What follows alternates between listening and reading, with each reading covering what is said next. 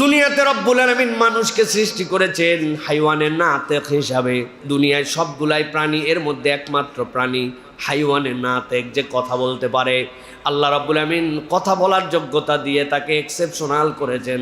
আল্লাহ নিজের সবচেয়ে বড় গুণবাচক নামের সাথে কথাকে সম্পৃক্ত করেছেন।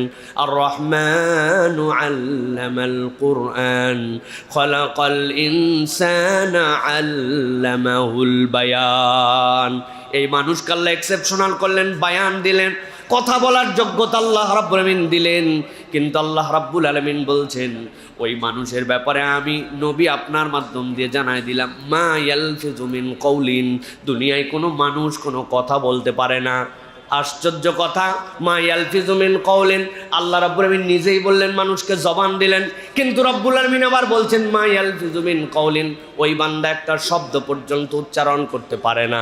আল্লাহ এরপরে ইল্লা দিয়ে ইস্তিসনা করতেছেন। আল্লাহ বলছেন ইল্লা লাদাইহি রাকিবুন আতীদ, যেই কথা আল্লাহ কেবল সংরক্ষণ করতে পারেন নিরবিচ্ছিন্নভাবে, সূক্ষ্মাতি সূক্ষ্মভাবে, ওই কথাটাই কেবল বান্দা বলতে পারে।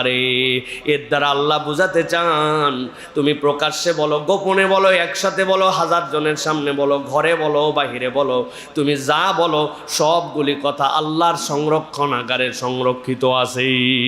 এই জন্য কথা বলার আগে হুঁশ করে কথা বলো, প্রত্যেকটা কথার হিসাব আল্লাহর কাছে দেওয়া লাগবে, ঠিক কি না? প্রত্যেকটা কথার হিসাব আল্লাহর কাছে দিতে হবে।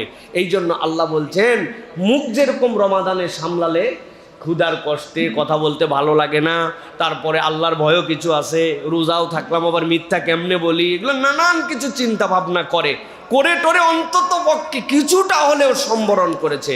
আল্লাহ বলেন এই গুড প্র্যাকটিসটা তুমি কন্টিনিউ করো, মুখ খুলো না, মুখ থামাও, মুখে লাগাম লাগাও।